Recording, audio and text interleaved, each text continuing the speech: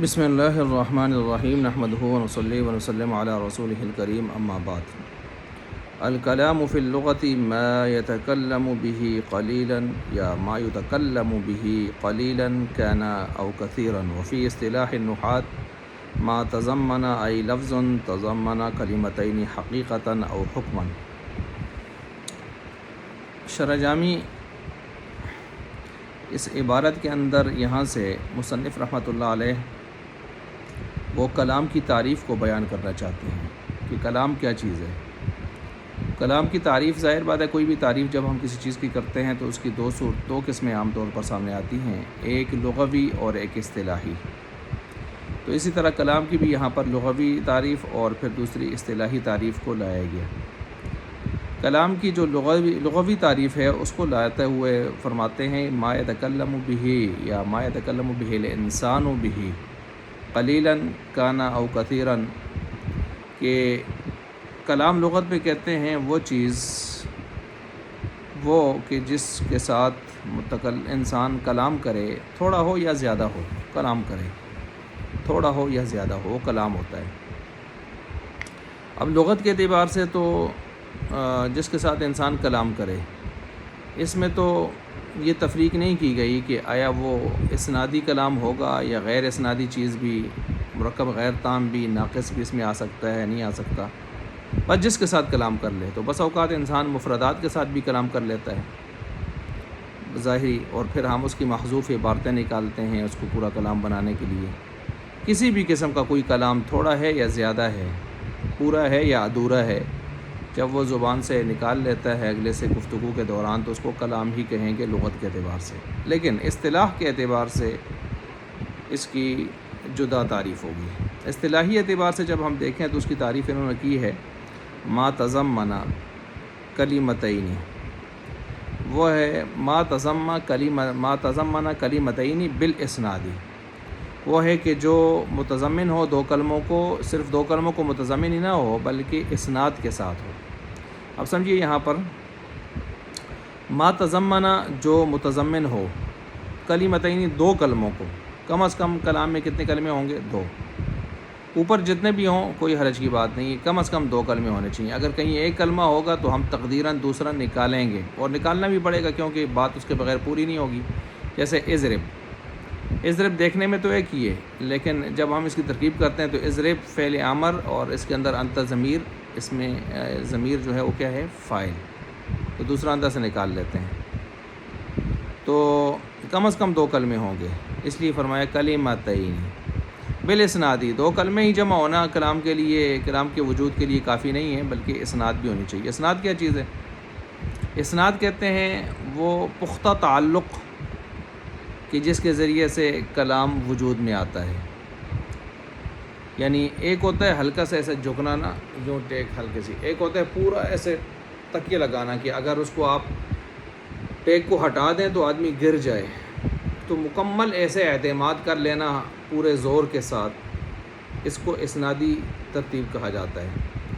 تو جیسے فاعل اپنے فعل کے اوپر یا فعل اپنے فاعل کے اوپر اسناد کر لیتا ہے، اور اس کی فعل کی اسناد نسبت چلی جاتی ہے فاعل کی طرف، اور اس پر وہ تکیہ پوری طرح لگا لیتا ہے اور بات پوری ہو جاتی ہے۔ تو اسناد اس لیے مرکب تام بھی کہتے ہیں، مرکب جو مفید بھی کہتے ہیں، مرکب اسنادی بھی اس کو کہتے ہیں نا، کیونکہ اس میں بات پوری ہو چکی ہوتی ہے، اور پوری ہونے کی صورت میں ایک فعل یا شبہ فعل وہ اپنے فاعل کے اوپر یا اپنے مبتدا کے اوپر، اسم کے اوپر وہ پوری طرح تکیہ لگا چکا ہوتا ہے۔ میں نے مختلف لفظ استعمال کیے، شاید آپ سمجھ گئے ہوں گے۔ ضرب زید، اب یہاں پر فعل ضربہ ہے اور اس نے پوری تکیہ لگا دیا ہے زید فاعل کے اوپر، ٹھیک ہو گیا۔ زید قائم، اب قائم اس میں فاعل شبہ فعل ہے، وہ پوری طرح تکیہ لگا چکا ہے کہ اس کے اوپر؟ زید کے اوپر، اور زید مبتدا ہے۔ ان زیدن قائم، قائم اس شبہ فعل ہے، اس میں فاعل ہے شبہ فعل ہے، وہ پوری طرح تکیہ لگا چکا ہے زیدن کے اوپر، اور زیدن کیا بنتا ہے؟ اسم پیچھے کس کا؟ حرف مشبہ بالفعل انا کا۔ تو پوری طرح تکیے لگا دینا اس کو اسنادی. تو اسناد بھی 2 کلمے بھی ہونے ضروری ہیں اور اسناد بھی 2 کلمے ہوں اسناد نہ ہو پھر بھی نہیں. غلام زید، کلمے تو 2 ہیں لیکن اسناد تو نہیں ہے. غلام زید قائم، اب ٹھیک ہے، قائم نے شبہ فعل نے تکیے لگایا ہے غلام زید کے اوپر، اور وہ مضاف مضاف الیہ مرکب اضافی ہو کر مبتدا ہے. ابھی میں نے کہا مبتدا کے اوپر تکیے لگا رہا ہے وہ، تو یہ اس صورت میں وہ کلام ہوگی. یہ تو میں نے آپ کے سامنے کلام کی اصطلاحی تعریف مثالوں سے واضح کر دی، امید ہے آپ یہ سمجھ گئے ہوں گے اس کو. تو کلام وہ لفظ ہوا یا وہ ہوا کہ جو متضمن ہو 2 کلموں کو بسبب اسناد کے، بسبب اسناد کے. اچھا، اب یہ جو تعریف ہوئی ہے تو اس تعریف میں تھوڑا سا آپ دیکھ لیں. ما تضمنہ، ما لفظ جنس ہے، ما لفظ جنس ہے، اور اس میں بہت ساری چیزیں شامل ہیں. محملات بھی شامل ہیں، مفردات بھی شامل ہیں، موضوعات، مفردات، مرکبات کلامیہ بھی شامل ہیں، مرکبات غیر کلامیہ بھی. مرکبات کلامیہ سے مراد وہ مرکب تام ہے، زید قائم، ضرب زید، ٹھیک ہے، اس طرح کے. غیر کلامیہ میں وہ مرکب غیر مفید کی جو 5 قسمیں ہیں وہ اس کو لے آئیں آپ. غلام زید، رجل قائم، ٹھیک ہے، ان کو لے آئیں. اللہ اکبر. تو تضمن کلمتین، یہ جنس کون ہو گیا جی؟ ما، اس میں سارے شامل ہیں. اب اس میں سے فصلیں آئیں گی جو نکالیں گی، کلوز کریں گی تعریف کو، محدود کریں گی، سمیٹیں گی. تو تضمن کلمتین پہلی فصل ہے جو متضمن ہو 2 کلموں کو. اس کی وجہ سے محملات بھی نکل گئے. 2 کلموں کو متضمن ہوں گے تو محملات نکل گئے. محملات کا کوئی معنی نہیں ہے تو ان کو تضمن کیسے ہوگا؟ ٹھیک ہے، تو ان کو تو نکالا. مفردات بھی نکل گئے کیونکہ 2 کلمے کہا ہے، مفردات تو نکلنے ہیں. پھر بالاسنادی، یہ دوسری فصل ہے. جب ہمیں یہ کہی تو اس سے مرکبات غیر کلامیہ نکل گئے، کیونکہ مرکبات غیر کلامیہ جو مرکب غیر مفید کی 5 قسمیں ہیں وہ مرکب تو ہیں لیکن تام نہیں ہیں، کلامیہ نہیں ہیں، ناقص ہیں، ادھورے ہیں، غیر مفید ہیں. جیسے اضافی، توصیفی وغیرہ، مرکب منصف، صوتی، ٹھیک ہے، توصیفی. تو بہرحال اب خلاصہ یہی ہوا کہ ایسے 2 کلموں کو یہ کلام متضمن ہے کہ جو اسناد کے ساتھ ہو، بسبب اسناد ہو. اچھا، یہ تو ہم نے اصطلاحی تعریف کو تھوڑا سا واضح کیا آپ کے سامنے، امید ہے کہ سمجھ گئے ہوں گے. جی، سب سے پہلے یہاں پر اب سوالات جوابات کی بچھاڑ جو ہے وہ ہو رہی ہے. تو سب سے پہلے یہاں پر سوال یہ ہوتا ہے کہ بھائی آپ نے الکلام کہا ہے، حالانکہ کلمہ اور کلام یہ دونوں موضوع ہیں علم نحو کے.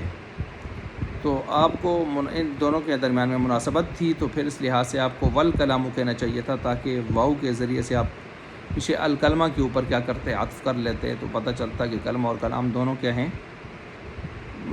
جو یہ موضوع ہیں علم نحو کے. تو یہ والکلام کہتے، واو کیوں نہیں کہا آپ نے؟ تو جواب اس کے دیے ہیں 2. ایک جواب تو اس کا یہ ہے کہ اگر ہم حرف عطف لے آتے تو پھر ایسی صورت میں یہ کلمہ مطبوع بن جاتا، جو پہلے والا ہوتا ہے وہ مطبوع بن جاتا، کیونکہ معطوف علیہ کیا بنتا ہے؟ مطبوع. اور کلام بن جاتا تابع.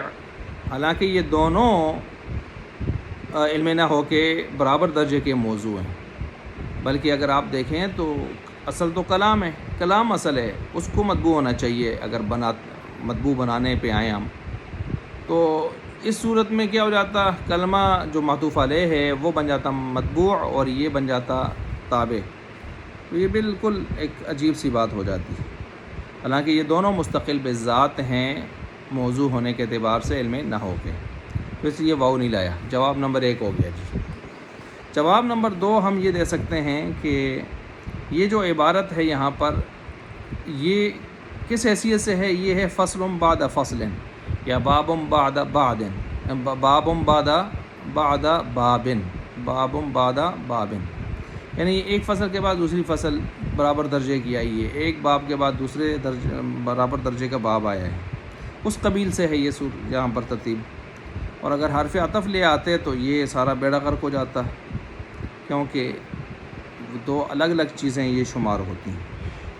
تو یہ تو فصل بعد فصل ہے اور باب بعد باب ہے، تو لہٰذا حرف عطف لاتے تو پھر یہ والی ترتیب قائم نہ رہ سکتی، کیونکہ دو فصلوں کے درمیان، دو بابوں کے درمیان میں حرف عطف نہیں لایا جاتا. اچھا جی، اب یہ سوال اور اس کے دو جواب بھی ہو گئے. اگلا ایک سوال پیدا ہوتا ہے وفی اصطلاح النحات سے. فی اصطلاح النحات سے سوال یہ پیدا ہوتا ہے کہ بھائی قرآن کریم کو بھی آپ کلام کہتے ہیں نا، کلام الہی، تو آپ کی تعریف اس پر صادق نہیں آتی، قرآن کریم کے اوپر صادق نہیں آتی، کیونکہ آپ نے تعریف کی ہے ما تضمن کلمتین، جو دو کلموں کو ساتھ متضمن ہو. اور قرآن کریم تو وہ دو کلموں کو متضمن نہیں ہے، وہ تو صورتوں کو، 114 صورتوں کو متضمن ہے. تو دو کلموں کو متضمن نہیں ہے، تو آپ کی تعریف صادق نہیں آ رہی، لیکن آپ کلام اسے کہہ رہے ہیں، کلام الہی آپ کہتے ہیں نا. تو ہم نے اس کا جواب یہ دیا کہ بھائی بات یہ ہے کہ جو یہاں پر قرآن کریم کا آپ لے آئے ہیں یہاں پر سوال میں قرآن کریم کو کلام الہی کے طور پر، تو وہ یہاں پر ہماری جو تعریف کردہ چیز ہے کلام معرف محدود، اس کا وہ فرد بنتا ہی نہیں ہے، اس پر وہ صادق ہی نہیں آتی. کیوں؟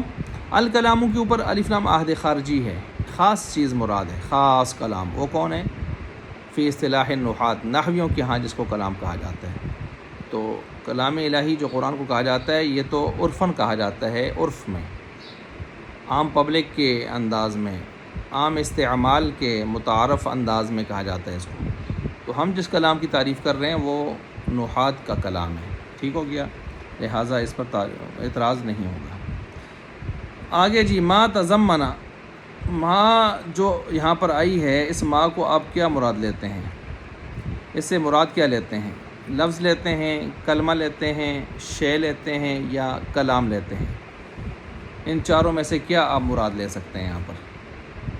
اگر آپ لفظ مراد لیں تو آپ کی جو تعریف ہے وہ ازید قائم، کیا زید کھڑا ہے؟ اس کے جواب میں جو آتا ہے نعم، جی ہاں زید کھڑا ہے.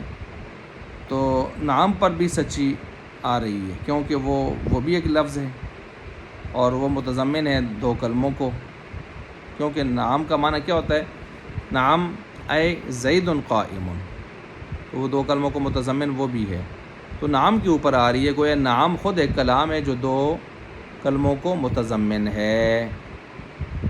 تو نعم پر یہ صادق آ رہی ہے. نعم بھی دو کلموں کو متضمن، دو کلمے کون سے نکلتے ہیں جن کو متضمن ہے؟ جو متضمن ہے زید قائم.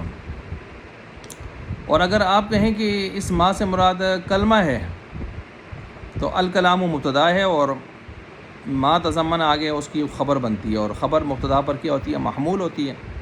اور یہاں حمل درست نہیں ہے، کیونکہ الکلام کل ہے اور ما تضمن وغیرہ وہ آگے اس کے کیا ہیں؟ جز ہیں. تو کلمہ کلام کی کیا ہوتی ہے؟ وہ جز ہوتی ہے، اور حمل کل کا جز پر یہ درست نہیں ہے، یا جز کا کل کے اوپر جو ہے یہ درست نہیں ہے. تو کیونکہ اس طرح تو کوئی نہیں کہتا نا الکلام کلمتن، الکلام کلمتن، ایسے تو نہیں کہتا. آپ نے کلمہ مراد لے لیا ہے. الکلام کلمتن تو نہیں ہے، کلمتین ہی ہے. ما تضمن کلمتین بالاسناد ہے نا.